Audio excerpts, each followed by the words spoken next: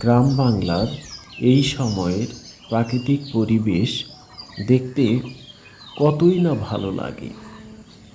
এমন সবুজে শ্যামলে মাঠ, মুক্ত বিশুদ্ধ নির্মল বাতাস, দিগন্ত জুড়ে আকাশ মনকে কেড়ে নেয় অবারিত ধানের ক্ষেত। সবুজে পাতার মাঝে সোনালি ধান শীষ দেখে প্রাণ জুড়িয়ে যায়। নগরের নাগরিক জীবনে বহুদিনই হয়ে গেল এমন সরু মেঠো পথে চলা হয়নি, হাঁটা হয়নি, দেখাও হয়নি।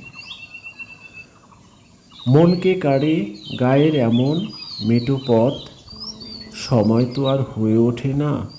ব্যস্ত জীবনে ব্যস্ততার মাত্রা বেড়েই চলছে। সম্ভব হলে একটু সময় বের করুন।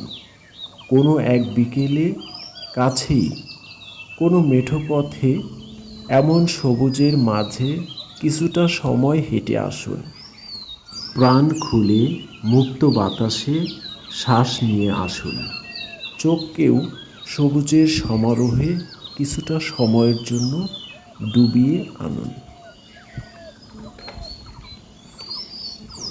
বৈশাখ প্রায় শেষ, সেরকম বর্ষণ বাদল এখনো হয়নি, যার কারণেই এমন মাঠ পথ এখনো জাগিয়ে।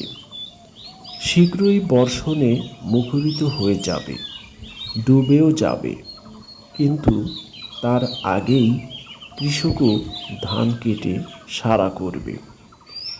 বদলে যাবে গ্রীষ্মের প্রথম ধাপ, শুরু হয়ে যাবে দ্বিতীয় অধ্যায়।